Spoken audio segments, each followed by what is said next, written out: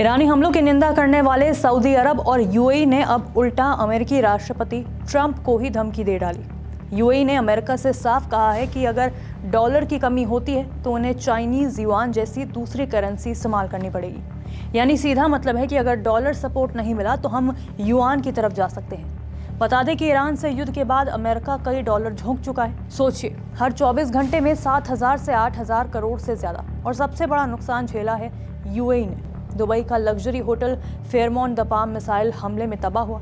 Fujairah oil terminal, जहां से रोज 10 lakh barrel तेल जाता था, बुरी तरह क्षतिग्रस्त हुआ। अमेज़न के डेटा सेंटर पर भी हमला हुआ, जिससे बैंकिंग और क्लाउड सेवाएं ठप हो गई। विशेषज्ञों के मुताबिक कुल रिकंस्ट्रक्शन खर्च जो है वो $60 बिलियन से ज्यादा का है। सिर्फ तेल और गैस ढांचा ठीक करने में भी $50 बिलियन ये लग सकते हैं। ये रकम कई छोटे देशों की जीडीपी से भी ज्यादा है। यूएई ने अमेरिका से कहा कि अगर युद्ध जारी रहा तो हमें फाइनेंशियल बैकस्टॉप चाहिए, मतलब नुकसान बढ़े तो अमेरिका भरपाई करे। रिपोर्ट्स के मुताबिक यूएई के सेंट्रल बैंक के गवर्नर खालिद मोहम्मद बलामा ने पिछले हफ्ते वॉशिंगटन में ट्रेजरी सचिव स्कॉट बेसन के साथ साथ अमेरिकी ट्रेजरी और फेडरल रिजर्व के अधिकारियों के साथ हुई बैठकों के दौरान मुद्रा स्वैप लाइन स्थापित करने का विचार रखा। दुनिया में ज्यादातर तेल व्यापार यूएस डॉलर इसमें होता है। इसे ही पेट्रो डॉलर सिस्टम कहा जाता है। अगर यूएई जैसा बड़ा तेल देश युआन में व्यापार करता है तो डॉलर की पकड़ कमजोर हो सकती है और चीन का प्रभाव भी बढ़ सकता है। अब ये सिर्फ पैसे की बात नहीं, पावर गेम है। यूएई अमेरिका को संकेत दे रहा है कि हमारे पास विकल्प हैं, जैसे कि चीन। अगर मदद नहीं मिली तो हम दिशा भी बदल सकते हैं। यानी ये एक तरह का दबाव है।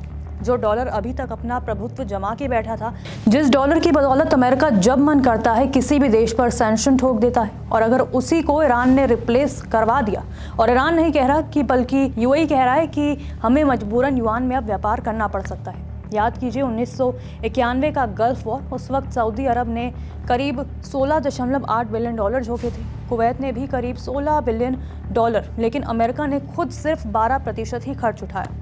तब खाड़ी देशों ने अमेरिका को पैसे दिए थे। अब यूएई अमेरिका से ही पैसे मांग रहा है। अगर अमेरिका यूएई को पैसे देता है तो कतर, सऊदी, बाकी देश भी लाइन में लगेंगे, क्योंकि कतर का 17% एलएनजी सिस्टम तबाह हो चुका है। सऊदी का रास तन्यूरा रिफाइनरी बंद करनी पड़ी है। मतलब एक बैकस्टॉप, कई $बिलियन की चेन रिएक्शन। वहीं सऊदी फाइनेंस मिनिस्टर ने भी साफ कह दिया है कि सब कुछ सामान्य होने में हफ्तों नहीं महीनों लगेंगे। टैंकर स्केड्यूल, लॉजिस्टिक्स, इंश्योरेंस सब बिखर चुका है। जून के अंत तक ही कुछ स्थिरता आ पाएगी। उधर ईरान भी चुप नहीं बैठा। उसने यूएई, सऊदी, कतर समेत कई देशों से $270 बिलियन का मुआवजा मांग लिया है। और सबसे खतरनाक है स्टेट ऑफ हॉर्मुज पर कंट्रोल। अगर ये मान लिया जाए कि हर जहाज से करीब $1 से $1.5 मिलियन टोल और सिर्फ तेल जहाजों से $4.5 बिलियन हर महीना कमाई हो, तो यानी ईरान सीधे वैश्विक तेल सप्लाई का टैक्स कलेक्टर बन सकता है। अमेरिका हर दिन अरबों जला रहा है। खाड़ी देश तबाही का दुख झेल रहे हैं। चीन मौके का फायदा उठा रहा है और ईरान आर्थिक दबाव बना रहा है।